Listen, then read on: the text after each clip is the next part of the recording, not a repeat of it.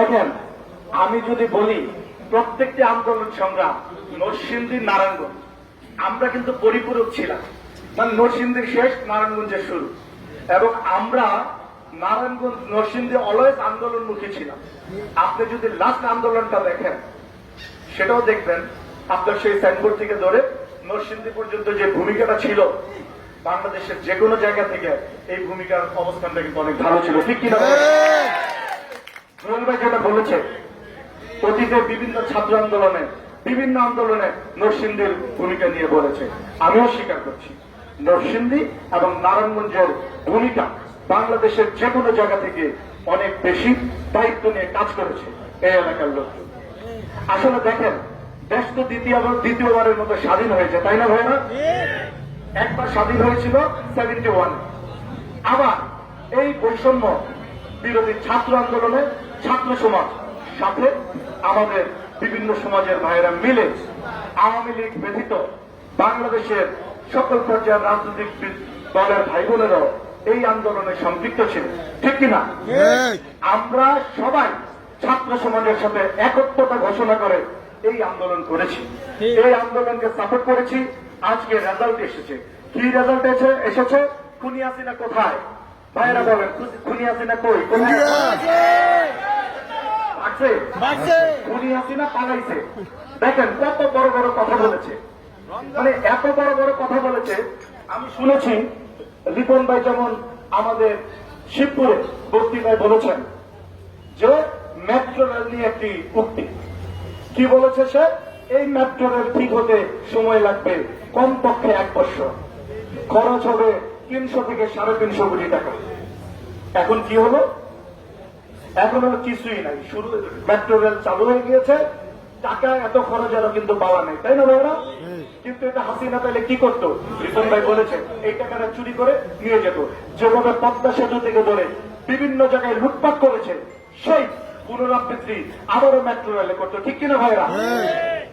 আপনারা, আমরা, এদেশের মানুষ, এদেশের ছাত্র সমাজ আজকে এই হায়না খুনি হাসিনা কবল থেকে যে রক্ষা পেয়েছে, খুনি হাসিনা মুক্ত যে বাংলাদেশ পেয়েছে, আপনারা সবাইকে এর জন্য আনন্দিত আছেন ভাইরা?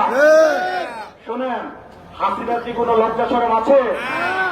এক কথায় বলতে হয়, সিসি হাসিনা লজ্জায় বাঁচি না, হাসিনার মিনিমাম কোন লজ্জা শরম নাই। তাহলে হাসিনারই যেহেতু লজ্জা শরম নাই, তাহলে আওয়ামী লীগের অন্য নেতা কর্মীদের তো লজ্জা শরম থাকার কথাই না, ঠিক কিনা ভাই? আমি বলতে চাই, শেখ হাসিনা তোমার দিন শেষ, তোমার দিন বাংলার মাটিতে আর কোনদিন ফিরে আসবে না ইনশাল্লাহ। জনগণ, তুমি খুনি হাসিনাকে বয়কট করেছে, খুনি হাসিনার দিন শেষ, তারেক রহমানের বাংলাদেশ। খুনি হাসিনার দিন শেষ, তারেক রহমানের বাংলাদেশ।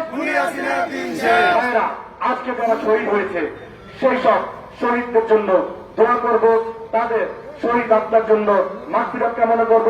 আল্লাহ পাক যেন ওনাদেরকে জান্নাতুল ফেরদৌস দান করেন, তার জন্য আমরা সবাই দোয়া করব।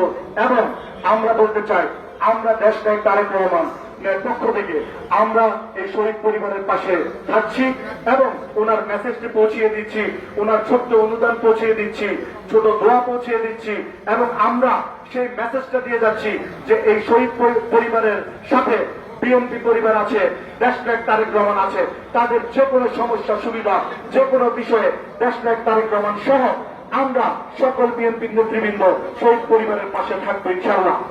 আমি নরসিংদীর ভাইদেরকে বলতে চাই, আপনারা নরসিংদীর প্রত্যেকটি পর্যায়ের নেতৃবৃন্দ ভাইয়েরা আপনারা এই শহীদ পরিবারের পাশে থাকবেন এবং তাদের সামগ্রিক খোঁজখবর রাখবেন। আমাদের যদি কিছু প্রয়োজন থাকে আপনারা আমাদের টিম ফোন করবেন, খোকন ভাই আছে, মঞ্জুর আলী আছে, সহ নরসিংদীর যে সকল নেতৃবৃন্দ ভাইয়েরা আছেন, আমরাও কথা দিচ্ছি এই পরিবারের পাশে যে কোনো ভাবে যে কোনো সহযোগিতায় আমরা সবসময় এগিয়ে আসবো, সবসময় পাশে থাকবো। আপনারা সবাই ভালো থাকবেন, আবারও দেখা হবে। রাজপথে খুনি হাসিনার ফাঁসি না হওয়া পর্যন্ত আমরা কেউ রাজপথ ছাড়বো না। ছাড়বেন রাজপথ? খুনি হাসিনার ফাঁসি চাই আমরা, ঠিক আছে ভাইরা? যেভাবে ছাত্র সমাজকে সহ এই দেশের মানুষকে হত্যা করেছে, এই খুনি হাসিনার ফাঁসি না হওয়া পর্যন্ত আমরা কেউ রাজপথ ছাড়ব না, সেই অঙ্গীকার করে এবং শহীদ পরিবারের পাশে আমরা থাকব, সেই অঙ্গীকার করে আরেকটি কথা বলতে চাই। সারা দেশে যে অবস্থা শুরু হয়েছে, আপনারা দেখবেন বিভিন্ন অনুপ্রবেশকারী আছে যারা এই স্বাধীনতার পূর্ব আওয়ামী লীগ করেছে, যারা শ্রেণী নিয়ে বসেছিল, তারা যেদিন এদের পতন হয়ে গিয়েছে ওই দিনই আবার লেবাস চেঞ্জ করে তারা কিন্তু আমাদের সাথে আনন্দ মিছিলে চলে যাচ্ছে। আমি ভাইয়েরা আপনাদেরকে সতর্ক করতে চাই, কোন প্রকার অনুপ্রবেশকারীকে অ্যালাউ করা যাবে না কোনোভাবে। আপনারা সতর্ক থাকবেন। এই সকল অনুপ্রবেশকারীরা বিভিন্ন জায়গায় বিভিন্ন প্রবলেম তৈরি করছে, চাঁদাবাজি করছে, বিভিন্ন ঝামেলা করছে, ফ্যাক্টরিতে আপনার ভাঙচুর করছে, তালাবন্ধ করে দিয়ে দিচ্ছে। আপনারা এটা সচেষ্ট থাকবেন, আপনারা এই ব্যাপারে সবাই সচেতন থাকবেন এবং শক্ত হাতে এই সকল অনুপ্রবেশকারীকে এবং আওয়ামী লীগের সন্ত্রাসীদের প্রতিহত করবেন। আমি বলতে চাই ভাইয়েরা, আপনারা মনে রাখবেন, আর আমাদের দলের কেউ যদি এরকম কোন কর্মকাণ্ডে নিয়োজিত হন তাহলে তাদের দায় দায়িত্ব কিন্তু দল নিবে না। আপনারা শুনেছেন # তারেক রহমানের নির্দেশনা কি, তো ওই রকম কাজ করবে কেউ যদি মিনিমাম সংযুক্ত হন, দল কিন্তু তার ব্যাপারে ব্যবস্থা নিবে, সাংগঠনিক ব্যবস্থা নিবে। সেই দিক থেকে সবাই সতর্ক থাকবেন এবং অনুপ্রবেশকারীর হাত থেকে সবাই সতর্ক থাকবেন। সুন্দর বাংলাদেশ গড়ার লক্ষ্যে # তারেক রহমান যেমন সুন্দর বাংলাদেশ উপহার দিতে চাচ্ছেন, সেই বাংলাদেশ গড়ার লক্ষ্যে সবাই একসাথে কাজ করে যাব ইনশাআল্লাহ। নরসিংদীবাসী সেই পথে সবচেয়ে ভালো ভূমিকা থাকবে, সেই আশাবাদ ব্যক্ত করে সবাইকে ধন্যবাদ জানিয়ে আবারও সুন্দর সুশৃঙ্খল নরসিংদীর বিএনপি একটি সুন্দর সুশৃঙ্খল নরসিংদী জেলা উপহার দিবে সুন্দর বাংলাদেশে, সেই আশাবাদ ব্যক্ত করে